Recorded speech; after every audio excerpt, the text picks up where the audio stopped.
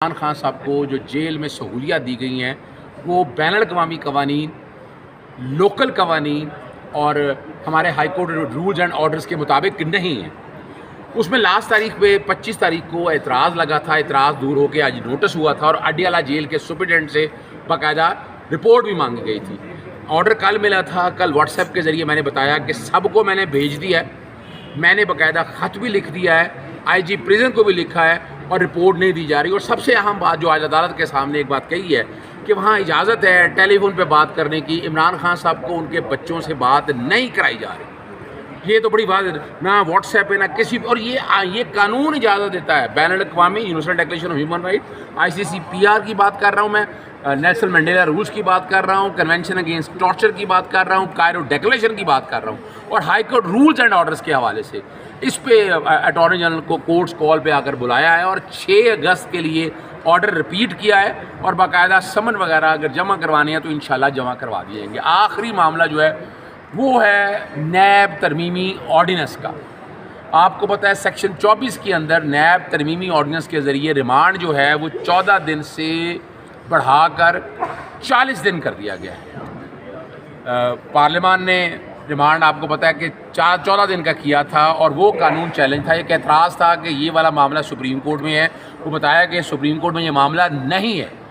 اس ordinance کا مقصد صرف عمران خان کو نشانہ بنانا ہے اور اب تک عمران خان اور بشرا بی بی کو 25 دن کا ریمانڈ ہو چکا ہے، 7 دن کا پہلے، 8 دن کا بعد میں اور 10 دن کا اب آگے، تو 25 دن کا ریمانڈ، 14 دن کی ریمانڈ کی ڈیڈ لائن ہے اور اس پہ عمل درآمد روکا جائے۔ اس پہ ججمنٹ ڈاکٹر مبشر حسن کی، اس پہ اعتزاز حسن کے کیس کا حوالہ ذکر آیا ہے۔ ساتھ ساتھ ایک یہ بات بھی بتائی ہے کہ جعلی اور جھوٹے کیسز اگر کرتے ہیں نا، کیسز بنانے کے اوپر سیکشن 36 کے تحت افسران کو انڈیمنی ہے، اگر وہ ثابت ہو جائے کہ جعلی ہے تو سزا 5 سال تھی۔ اس آرڈیننس کے ذریعے سزا وہ کر دی گئی ہے 2 سال۔ اس پہ عدالت کا بڑی وضاحت کے ساتھ کہہ رہا تھا کہ یہ سزا 2 سال کیوں کر دی گئی، میں نے کہا یہ بدنیتی پر مبنی ہے، اور پارلیمان نے بیٹھ کر یہ طے کیا اور ایک آرڈیننس کے ذریعے، اور وفاقی حکومت نے اگر کوئی آرڈیننس پاس کرنا تھا کیا اپروول دی ہے، اور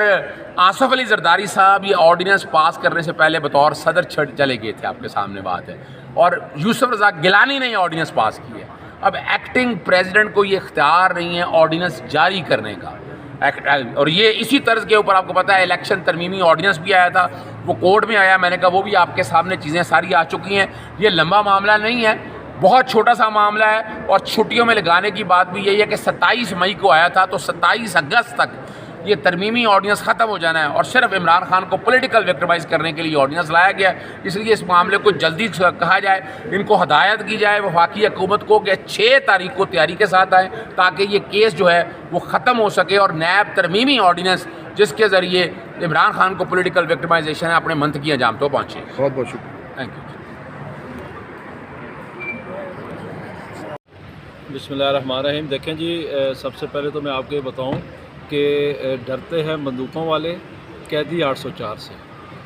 ہر پارٹی کو، ہر آرگنائزیشن کو اسلام آباد میں آنے کی بھی اجازت ہے، جلسہ کرنے کی بھی اجازت ہے، دھرنا دینے کی بھی اجازت ہے۔ ایون عاشورہ کے دنوں میں 6، 7، 8، 9، 10، 11، 12 محرم کو بھی ایک پارٹی نے یہاں پہ دھرنا دیا، اور جس پہ ہمیں کوئی اعتراض نہیں ہے۔ ہر کسی کا یہ فنڈامنٹل رائٹ ہے اور کانسٹیٹیوشنل رائٹ ہے کہ وہ اپنا پروٹیسٹ ریکارڈ کروائے۔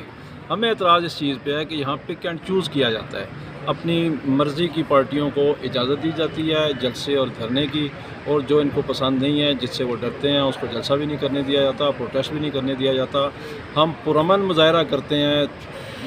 ٹی وی کے کیمروں کے سامنے مظاہرہ کرتے ہیں، اور ہم پہ 780A کی FIRs دی جاتی ہیں۔ ہم نے اب ان سے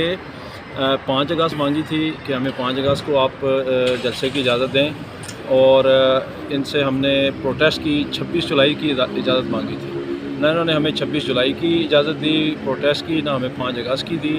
آج انہوں نے لا کے کورٹ میں ایک NOC پیش کر دیا 22 اگست کا، اور ہم نے ان سے جگہ مانگی F9 پارک یا مین کشمیر ہائی وے پشاور موڑ، کیونکہ پچھلی دفعہ انہوں نے ترنول کا ہمیں وینیو دے کے اپنی مرضی کا، ہم نے وہ وینیو نہیں مانگا تھا، ہم نے مین GT روڈ کا مانگا تھا، انہوں نے ایک پرائیویٹ لینڈ ہمیں دے دی تھی، اور وہ اس بنا پہ کینسل کر دی کہ لوگوں کا، لوکل کمیونٹی کا اعتراض ہے اس پہ۔ تو جب لوکل کمیونٹی کا اعتراض ہے، ہمیں بھی وہ جگہ پسند نہیں ہے، تو آپ ہمیں کیوں وہ جگہ دیتے ہیں؟ ہم نے ابھی کورٹ سے گزارش کی ہے کہ ہمیں F9 پارک یا مین کشمیر ہائی وے پشاور روڈ کا وینیو دیا جائے اور ہمیں 13 اگست کی جو ڈیٹ ہے وہ جلسے کے لیے اور 5 اگست کی پروٹیسٹ کے لیے دی جائے. تو امید ہے کہ ہمیں کورٹ سے پرمیشن مل جائے گی. لیکن بہرحال اس دفعہ جو بھی ہماری ڈیٹ سیٹل ہوئی جلسے کی, ہمیں اس کے بعد یا NOC دیں یا نہ دیں, ہم انشاءاللہ جلسہ کریں. سر پٹن کی رپورٹ جو ہے اس میں نواز شریف کو بظاہراً جو ہے وہ انہوں نے ایکسپوز کر دیا ہے کہ نواز شریف ڈاکٹر یاسمین راشد سے ہارا ہوا ہے اور 47,000 ووٹوں سے ہارا ہوا ہے. یہ پٹن کی رپورٹ بتا رہی ہے. تو کیا نواز شریف تو بہت بڑے خود کو بڑا لیڈر کہتے ہیں, اخلاقی جواز بنتا ہے استعفیٰ دیں اپنی سیٹ سے؟ دیکھیں جی, نواز شریف کے پاس نہ کوئی اخلاقی جواز ہے نہ کوئی قانونی جواز ہے. نواز شریف اور اس کی پارٹی لیڈر سے لے کے عام کارکن تک سب کو 8 فروری 2024 کو عوام پاکستان نے ریجیکٹ کیا ہے. اب نواز شریف معذرت کے ساتھ بڑے سخت الفاظ ہیں, انتہائی بے شرمی سے اور ڈھٹائی سے بیٹھے ہوئے ہیں, اور فارم 47 کو انہوں نے اس طرح استعمال کیا ہے جس طرح کچے کے ڈاکو AK-47 یعنی کہ کلاشنکوف کو استعمال کرتے ہیں, اور انہوں نے فارم 47 کو اسی طرح استعمال کر کے بندوق کی نوک پہ